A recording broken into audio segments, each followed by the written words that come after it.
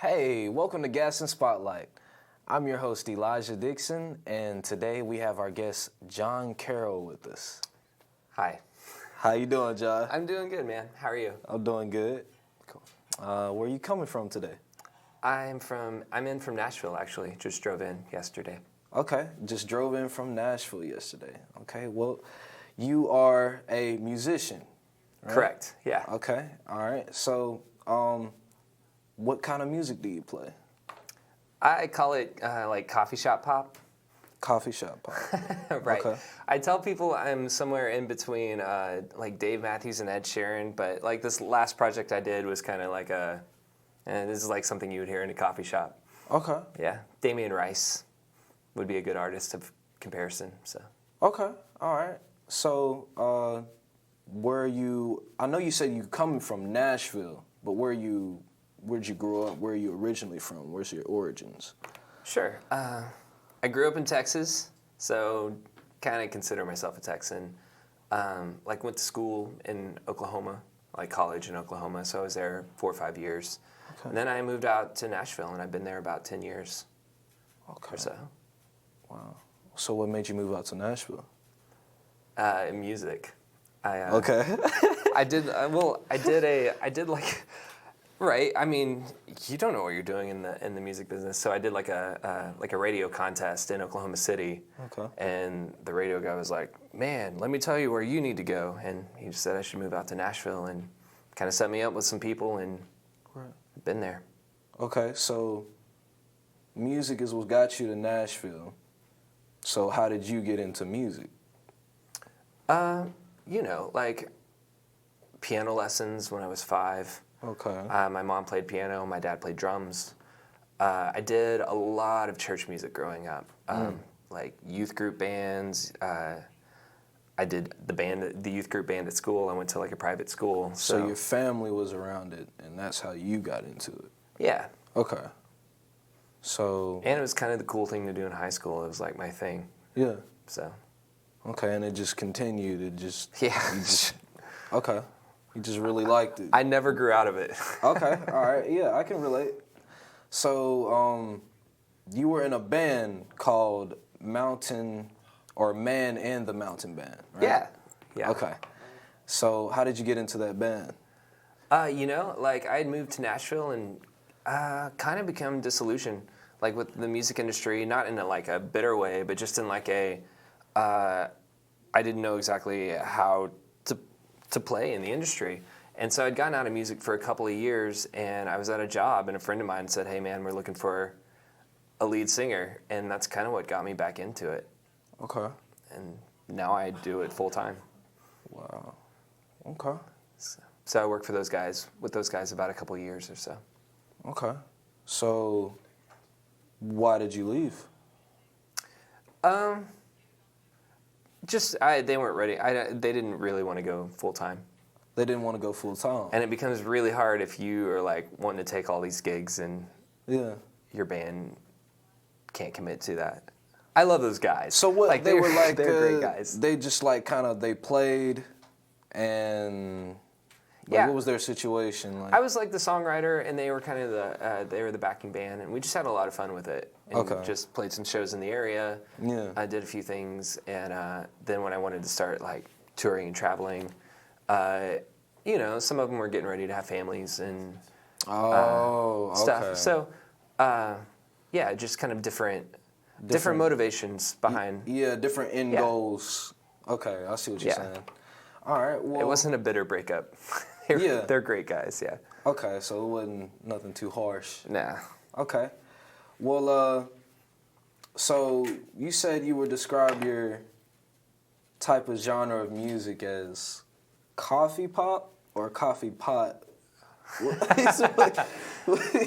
That's clever. I tell people like coffee shop pop. Coffee shop pop. Okay. Yeah. All right. So what is your content in as far as lyrics go? I feel like that's where the coffee shop part kind of comes into it. Okay. For better or worse, I sometimes think I get in my head a little bit when I'm writing lyrics. Like it's not necessarily just the typical love song, pop song. Like love kind of dominates the pop scene lyrically, and I don't know. I try to push that a little bit, sometimes for the better, sometimes for the worse.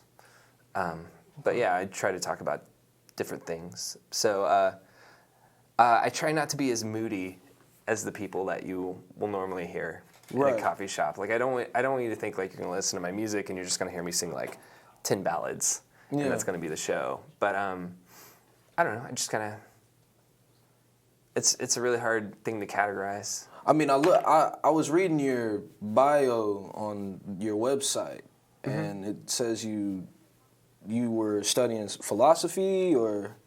Yeah, I went to school for religion, so there's quite a bit of philosophy and religion. So yeah, I like to think I apply a lot of that stuff that's kind of in my background to my lyric approach. Okay, yeah. Whether it's like, I don't know how deep into the woods you want to get, but I could get really deep into the woods on this stuff. Yeah. So, but like I like to talk about morality maybe, and why we do things, or why we think things are right or wrong. Or I like to just maybe existential themes, something that you'll see in some of my music. And I usually try to couple that with like I don't want you to feel like all you got out of it was like me just talking about existentialism. I usually try to write like a story.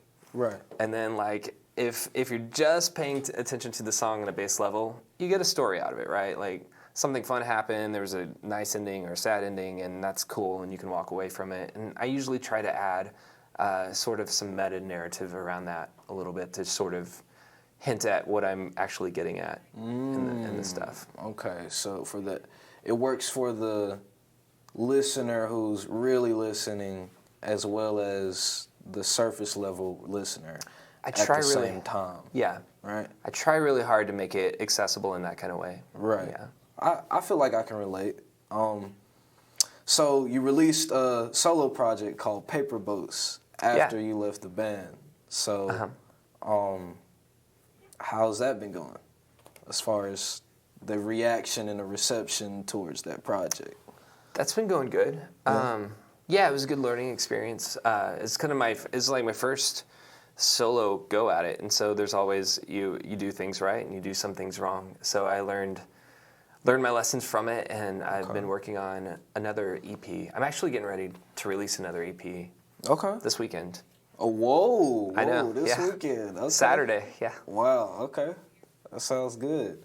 Well, what is this new EP about to be about? So. This is where I got into my head a little bit too much, and that was the mistake of this EP. Okay. I kind of wanted it to be about like how the story of you is not you. Oh, okay. I know, like bear with me. But I was just thinking of like how when you describe yourself to somebody, right? And somebody says, "Who are you?" And you normally have like, I figure everybody has somewhere between 10 to 15 points, reference points, of who you could tell somebody you are. Right. And that's sort of it, right? And else, the rest of you exist in kind of like this in-between space. So I was kind of just thinking about what that means as far as like how we present ourselves on social media, and Facebook and Instagram and YouTube and et cetera. And how like we're so careful about curating those points these days, and what those points actually are, and how we relate to them. So that's kind of what I was thinking about a lot, is like what is a personal story? What is this thing we try to create? Right. It does tend to shape who we are a lot, even if it's not the real story of us, right? Yeah. I love it. I love it that like that's not on brand for me has become like a colloquialism. Yeah. Right? When it you would never hear that 10 years ago, but to be like, I won't do that. That's not on brand for me. Yeah. So it's kind of I think it's kind of telling. Yeah. Well, that's good, man. I like that. So you have a tour coming up soon, right? Yeah. I feel like I'm always playing. So it's hard for me to like separate specific trips, but yeah. So being a musician and having tours and stuff, I was wondering how you get your income. I do a lot of cover gigs. Okay. Yeah. It helps, like, if you can go a place and play a show and make money from doing like a show to bar or something like that, and then maybe you can like throw in the songwriting gig on the side. It's sort of it's sort of what I'm doing currently right now. Okay, all right. So it allows you to do whatever you need to do as far as your financial needs and things like that, right? Right, yeah. Okay, well, that's good. So how many tours have you been on?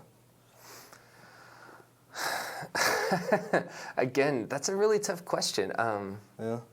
Because I don't necessarily separate them into like trips. I've been It's just like an ongoing thing. It's just ongoing. Like I have 3 shows this weekend, 3 shows next weekend, Okay. 3 or 4 the next weekend. right. Because that's what I do. So it's my job. So it's Yeah. kind of like going to work for me, kind of. Okay. Mostly, yeah. Yeah. Okay. So where is these next shows instead of a tour? Right.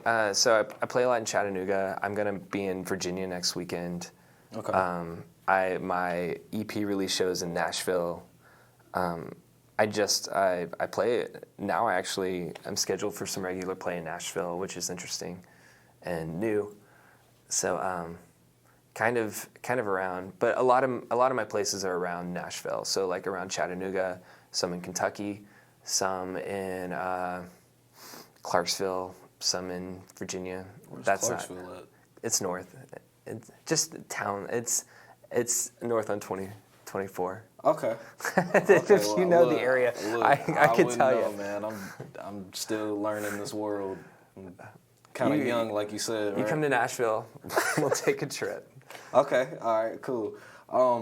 So I was gonna ask you, was there a new coming project that you were gonna work on? But you told me about that story Yeah. of us. Okay.